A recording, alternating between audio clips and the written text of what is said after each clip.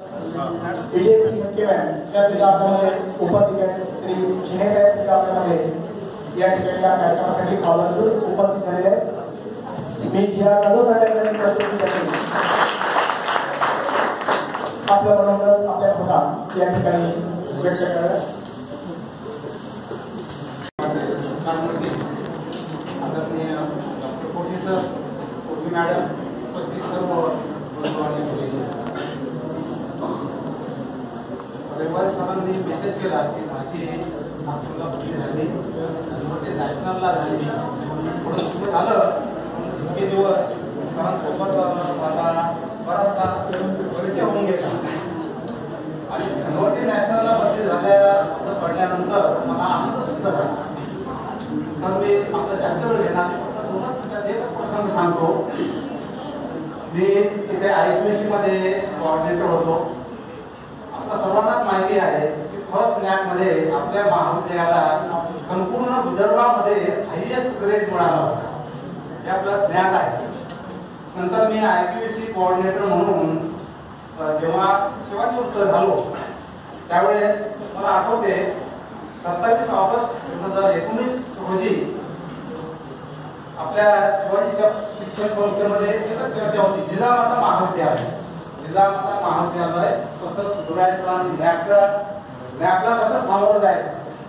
तर 27 ऑगस्ट 2019 ला शिवाजी शिक्षण संस्थेमध्ये मान्य दोघांना इन्व्हाइट केलं आणि त्या दिवशी एकच विषय होता, जिजामाता महाविद्यालयाचं नॅक।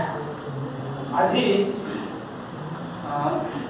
आदरणीय आपले हेमंत भाऊ तसेच स्वर्गीय शास्त्री सर आपल्या महाविद्यालयाला भेट देऊन गेले आणि तिथे ते सुद्धा उपस्थित होते। मग अध्यक्षांनी त्यांना विचारलं, भाऊ तुम्ही भेट देऊन आले कॉलेजला, तर तुमचं काय मत आहे? त्यांनी एका शब्दात सांगितलं तर college is beyond repair. College is beyond repair. आता आपण सर्वांना माहिती आहे, अनेक जणांनी सांगितले की कॉलेजचं वायफाय होतं वगैरे वगैरे।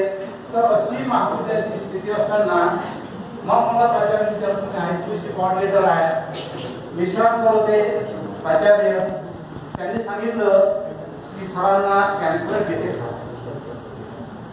तर मग तुम्ही सुट्टीवर जा, तुमच्या कुठे शिल्लक असतील? नाही म्हटलं, मी आजपर्यंत एकही सुट्टी घेतली नाही आणि मला सुट्टीवर जायचं नाही। तुम्ही कसं काय करणार नाही? म्हटलं, मी माझ्या परीने जेवढं शक्य होईल तेवढं मी करून दाखवेल।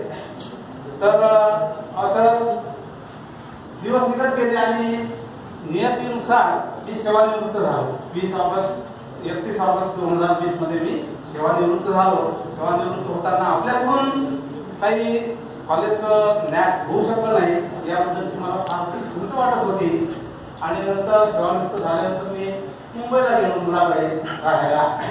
तर तिकडून मग असं समजलं की कोठे सर इथे प्राचार्य म्हणून जॉईन झाले।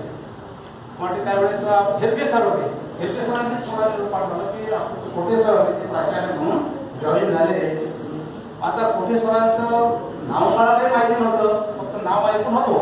परंतु मग जेव्हा बुलढाण्याला आलो तर सर्वप्रथम सरांना मी पाहिलं फेन्सिंग करताना उन्हाळ्यामध्ये मे मध्ये होतं आणि त्याच्यामध्ये फेन्सिंग करताना भर उन्हामध्ये उभे होते आणि MD जाधव सरांनी परिचय करून दिला, हे प्राचार्य आहे।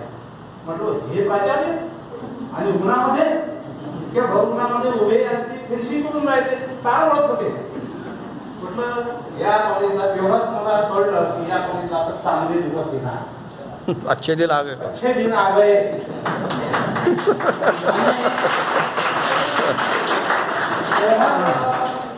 सरांना पाहिल्याबरोबर मी निश्चय केला की आपल्याला मुंबई राहण्यामध्ये काही आमचं स्वार्थ नाही, आपण बुलढाण्यामध्ये आलो पाहिजे।